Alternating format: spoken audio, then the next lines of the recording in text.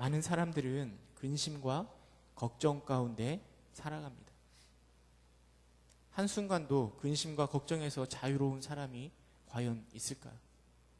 그 이유는 아마 우리 내면 속에 있는 그 두려움이 내재되어 있기 때문에 늘 근심과 걱정 속에 살아가는 것 같습니다. 그럼 한번 생각해 보시기 바랍니다. 나를 두렵게 하는 것, 나를 근심과 걱정 속에 빠뜨리게 하는 것, 그것이 무엇이는지 한번 생각해 보시기 바랍니다. 저는 이번에 이 기침 때문에 기침이 이렇게 두렵게 할 수도 있구나, 절실히 느끼고 있는 것 같습니다. 그러나 곰곰이 생각해 보면 기침이 주는 두려움은 아무것도 아닙니다.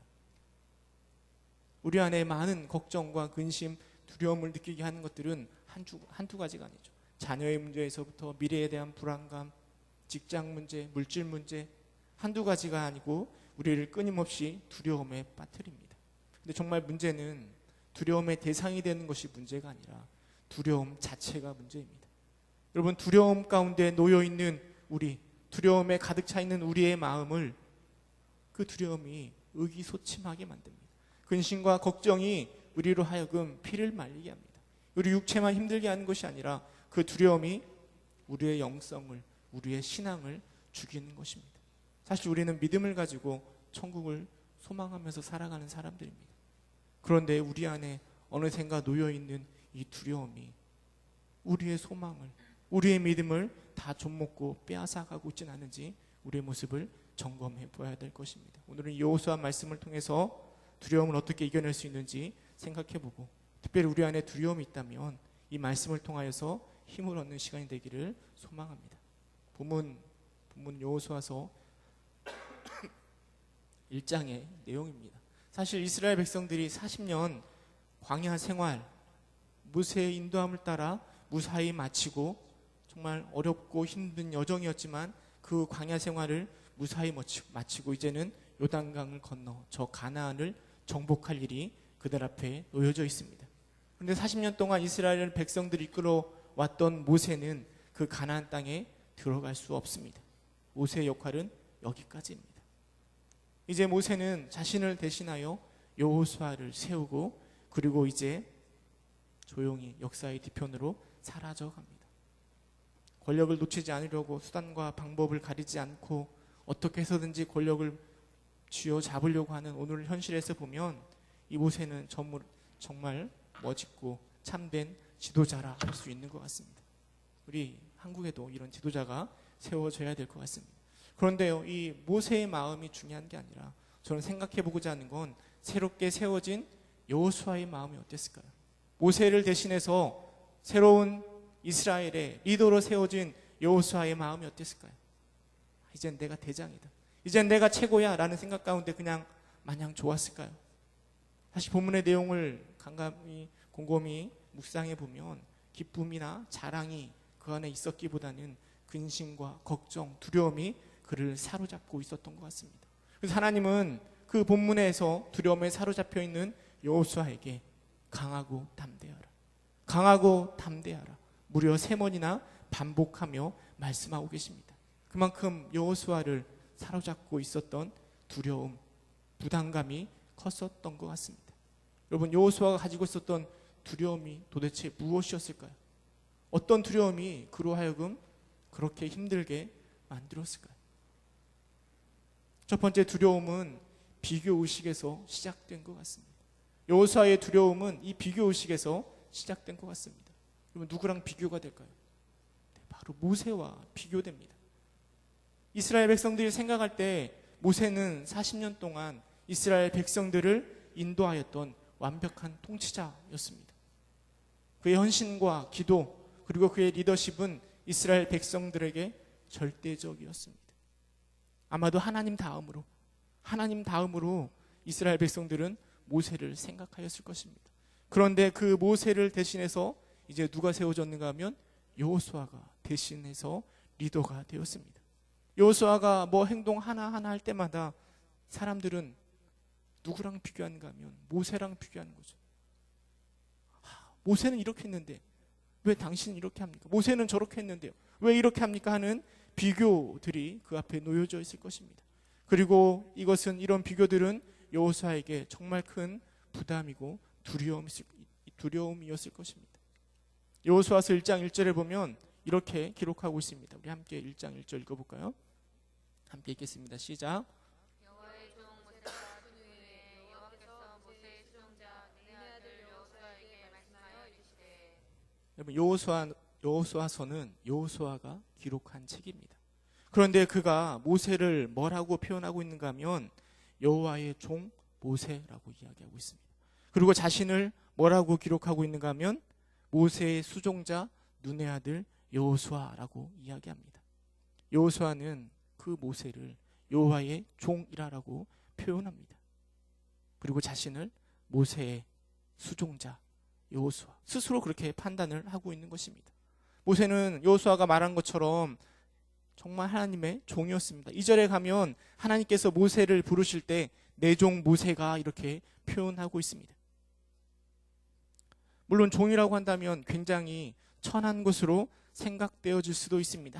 하찮은 존재로 생각할 수도 있습니다. 그러나 하나님의 종이라고 하면 그 의미가 달라지는 것 같습니다.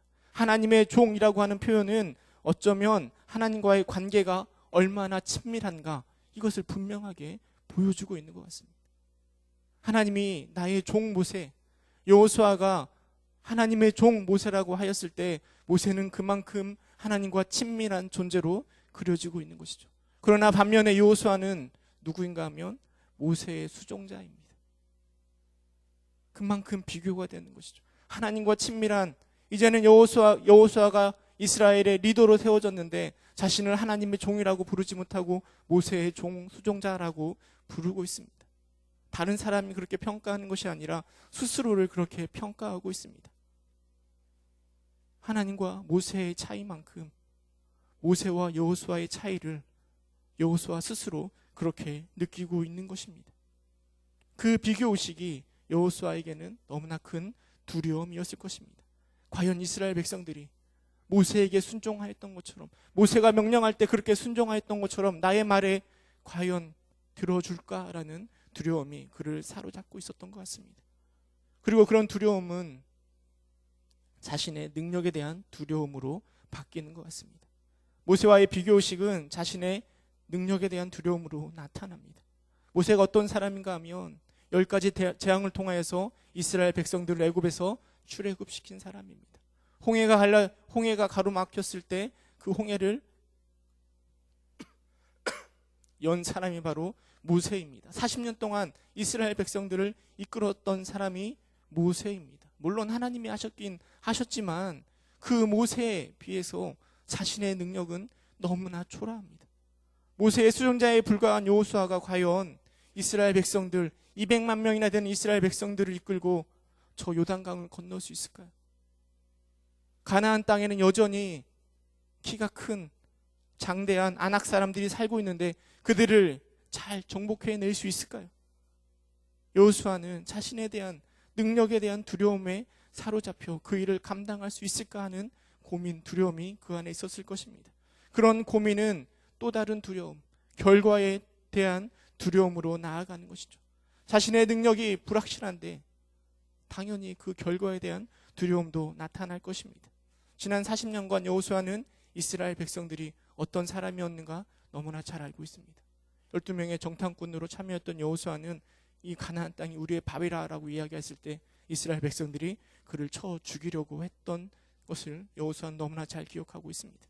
늘 원망과 불평 가운데 살아가는 이스라엘 백성들의 모습을 누구보다도 너무나 잘 알고 있습니다. 근데 과연 그들을 데리고 이스라엘 백성들의 수건 사업, 하나님의 명령인 저 가나안 땅을 정복할 수 있을까요? 사실 모세도 어떤 면에서는 실패한 것 아닙니까? 가나안 땅에 들어가려고 했지만 실패하여서 40년 동안 광야를 헤맨 것 아니겠습니까?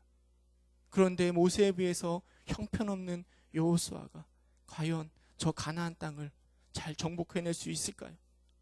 그 결과에 대한 두려움, 그것이 바로 여호수아를 사로잡았을 것입니다.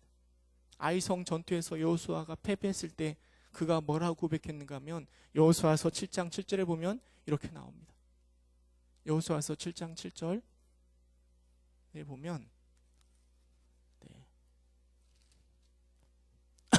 이르되 슬프도소이다. 주 여호와여 어찌하여 이 백성을 인하여 요단을 건너가게 하시고 우리를 아모리 사람 손에 넘겨 멸망시키려 하셨나이까. 우리가 요단 저쪽을 만족하게 하여 거주하였더라면 좋았을 뻔하였나이다. 여호수아가 전쟁에 실패하고 나서 뭐라고 얘기하는가 하면, 하나님 우리를 뭐하러 요단을 건너 이 가나안 땅을 정복하게 하셨습니까? 이미 모세가 요단강 동편을 점령해 놨는데 그 자리에서 좀 만족하며 살아갔으면 더 좋았을 것 아닙니까? 라고 고백합니다.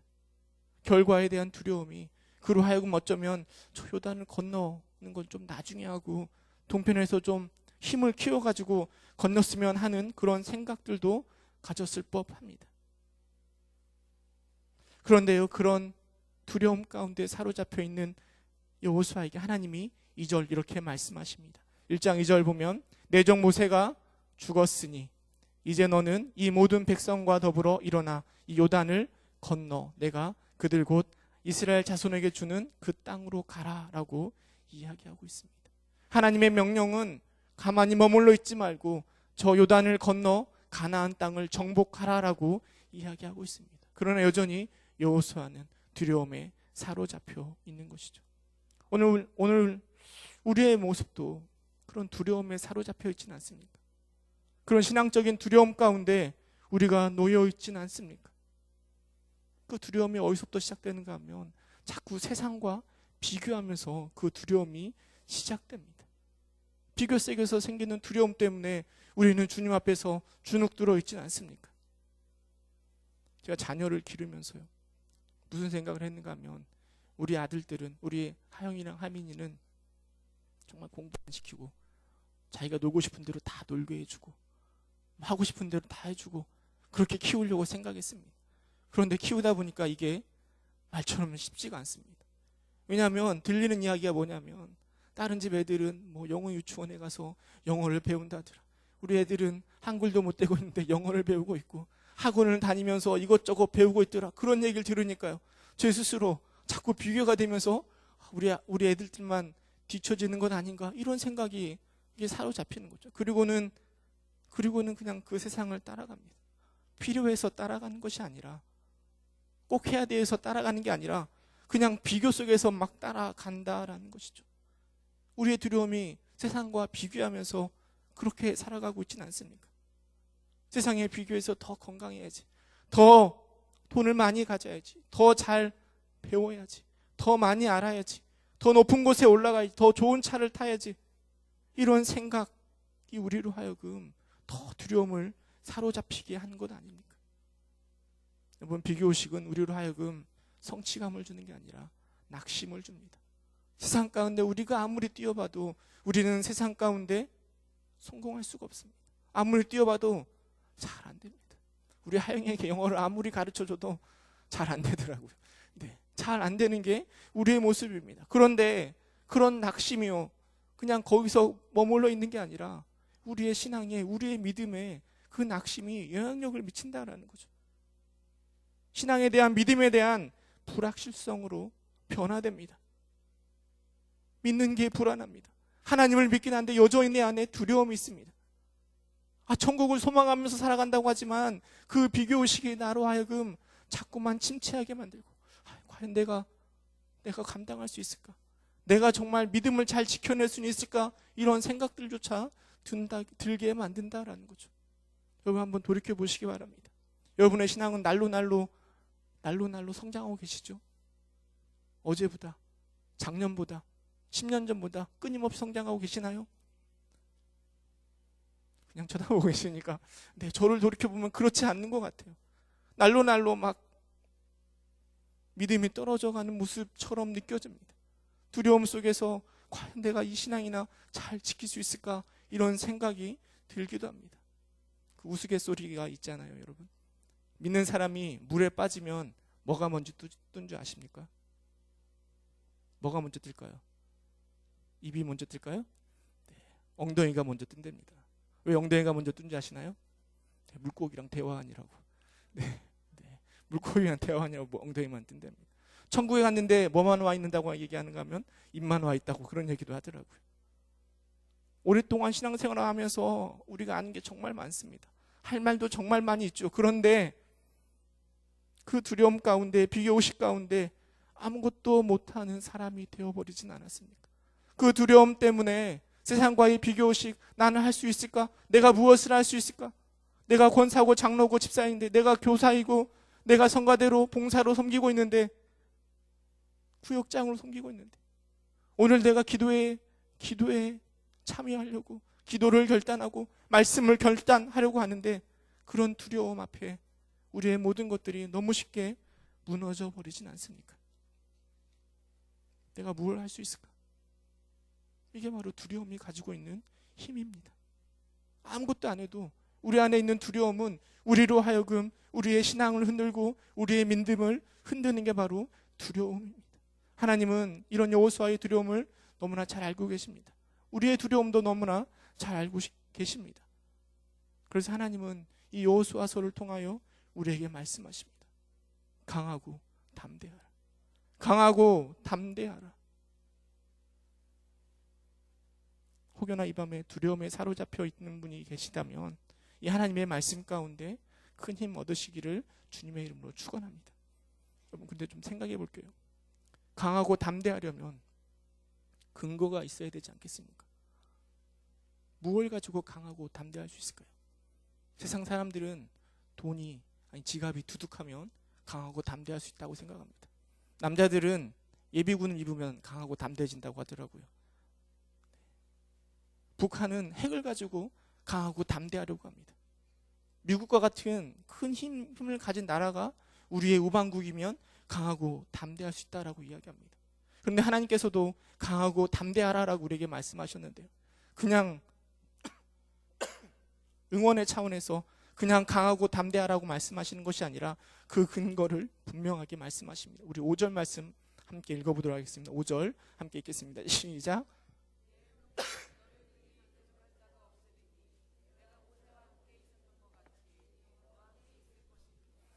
내가 너를 떠나지 아니하며 버리지 아니하리니. 그리고 6절에 강하고 담대하라라고 이야기하고 있습니다. 그 근거가 무엇인가 하면 내가 모세와 함께 있었던 것 같이 너와 함께 있을 것이다. 내가 너를 떠나지 아니할 것이니까 너는 강하고 담대하라 이야기합니다. 9절에도 동일하게 이야기합니다. 우리 9절 말씀 함께 읽어볼까요? 시작. 내가 내게 명령한 것이 아니냐. 강하고 담대하라. 두려워하지 말며 놀라지 말라. 내가 어디로 가든지 내 하나님 여호와가 너와 함께 하리라 하시니라. 하나님은 여호수아에게 또 우리들에게 무조건 강하고 담대하라라고 명령하시는 것이 아니라 모세를 통하여 10가지 재앙을 일으키시고 홍해를 가르시고 40년의 광야 생활을 이끄셨던 그 하나님이 여호수아 너와 함께 있을 것이니까 강하고 담대하라라고 말씀하고 계십니다. 너를 떠나지 않을 테니까, 전능하신 하나님이 너와 항상 함께 있을 것이니까 강하고 담대하라라고 말씀하십니다. 여러분, 그 음성이요 오늘 우리에게도 동일하게 말씀하십니다. 임마누엘의 이름으로 오신 그 예수님이 우리와 함께 하십니다. 우리와 함께 하시려고 이 땅에 인간의 몸으로 오셨습니다. 그분 때문에 우리는 강하고 담대할 수 있습니다.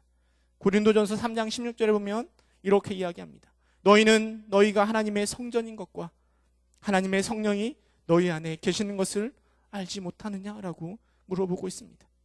우리는 하나님이 거하시는 성전입니다.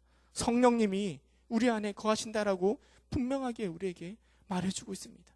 그러기에 오늘 너희들은 세상 가운데 비교하지 말고, 너의 능력 때문에 두려워하지 말고, 결과 때문에 아파하지 말고, 너와 함께하는 그 하나님으로 인하여 강하고 담대하라. 강하고 담대하라. 너희의 능력 때문에, 너희가 가지고 있는 것 때문에 강하고 담대한 것이 아니라 너와 동행하시는 그 하나님 때문에 강하고 담대하라.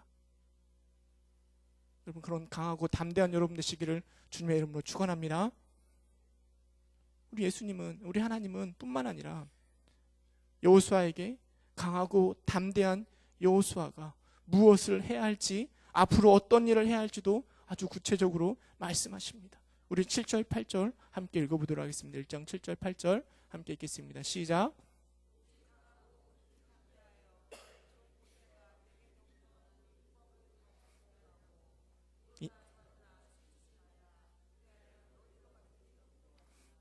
이 율법책을 내 입에서 떠나지 말게 하며 주야로 그것을 묵상하여 그 안에 기록된 대로 다 지켜 행하라. 그리하면 내 길이 평탄하게 될 것이며 내가 형통하리라. 참 이해할 수 없는 부분입니다.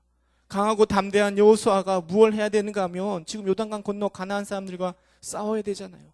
그러면 이스라엘 백성들을 훈련시키든지 좋은 전략을 쌓든지 요단강을 어떻게 건널지 그런 것들을 개발해야 될 텐데, 하나님이 강하고 담대하여 뭘 하라고 하는가 하면 주의 말씀을 다 지켜 행하라. 내 입에서 떠나지 말며 그것을 주야로 묵상하라. 다 지키라. 그리하면 평탄하게 되고 형통하게 될 것이라 라고 말씀하고 계십니다.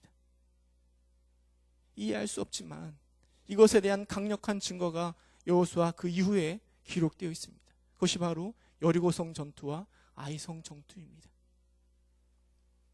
여러분, 여리고성 전투 가운데 이스라엘 백성들은 한 것이 아무것도 없습니다. 그냥 하나님의 명령에 순종하여 하루에 한 바퀴씩만 돌았습니다. 그런데 그들은 승리를 맛보았습니다. 여러분, 아이성 전투에서 이스라엘 백성들이 한 것이라고는 아무것도 없습니다. 그냥 한 사람 아간이 하나님의 명령을 어겼습니다. 그런데 그것으로 인하여서 패배하였습니다. 여러분, 여리고성 전투와 아이성 전투가 우리에게 전달하는 메시지는 분명합니다. 저 가나안 전투를, 가나안 전쟁을 누가 이끄는가? 하나님이 이끄신다. 그것을 우리에게 말해주고 있습니다. 하나님 때문에 강하고 담대할 수 있다.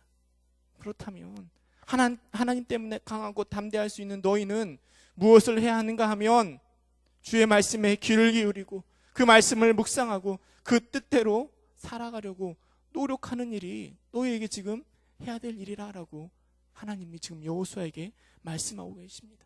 그렇지 않으면, 하나님의 명령에 순종하지 않으면 아이성과 같이 패배할 것이다 라고 우리에게 말씀하고 계시는 것이죠. 여러분, 혹여나 하나님으로 인하여 마음에 평안이 있고 혹여나 하나님으로 인하여 강하고 담대한 마음을 품고 계십니까? 그렇다면 그것으로 만족할 것이 아니라 하나님의 명령이 무엇인지 귀를 기울이고 그대로 살아가려고 힘쓰시기 바랍니다. 이게 바로 두려움을 떨쳐내는, 극복하는 비결이고 승리의 비결인 것입니다. 여러분, 결론을 맺도록 하겠습니다. 하나님의 품 안에 있는 것이 우리로 하여금 두려움을 이기는 가장 최고의 방법입니다. 혹여나 하나님을 잊어버리셨다면, 그래서 두려움에 사로잡혀 있다면 하나님 품으로 돌아오시기 바랍니다. 그래야 두려움을 이겨낼 수 있습니다. 시인은 이야기합니다. 천만인이 나를 둘러치려 하여도 나는 두려워하지 아니하리라. 시편 23편은 이렇게 이야기합니다. 내가 사망의 음침한 골짜기를 다닐지라도 해를 두려워하지 않는 것은 주께서 나와 함께 하심이라. 하나님이 함께하는 자는 두려워하지 않습니다. 9절에 마음을 강하게 하고 담대히 하라. 두려워 말며 놀라지 말라. 내가 어디로 가든지 내 하나님 여호와가 너와 함께 하느니라. 우리 주님이 우리를 주님께로 인도하십니다. 우리 예수님이 우리를 주님께로 인도하십니다. 두려워 말고 믿기만 하라. 세상 끝날까지 너희와 항상 함께 있으리라. 여러분, 함께 하시는 그 주님을 바라보시기 바랍니다. 디모데후서 1장 7절에 보면 이렇게 기록하고 있습니다. 하나님이 우리에게 주신 것은 두려워하는 마음이 아니요 오직 능력과 사랑과 근신하는 마음이니. 여러분, 우리 안에 두려움이 있다면 그것은 하나님이 주시는 마음이 아닙니다. 하나님 우리에게 두려움을 주시는 것이 아니라 우리 안에 능력과 사랑과 근신하는 마음을 주십니다. 우리가 고민해야 될 것은 무엇이 우리의 두려움의 대상인가, 이것을 고민할 것이 아니라 어떻게 하면 내가 하나님과 함께 더 깊이 만날 수 있을까? 어떻게 하면 좌로나 우로나 치우치지 않고 주의 율법을, 그 말씀을 지켜 행할까? 고민하시기 바랍니다. 그것이 바로 우리 안에 평안을 더욱더 누리게 하는 방법입니다. 세상이 아무리 우리를 흔들고 우리를 어렵게 할지라도 이 주님이 주시는 평안을 누리시는 여러분 되시기를 주님의 이름으로 축원합니다. 함께 기도하겠습니다.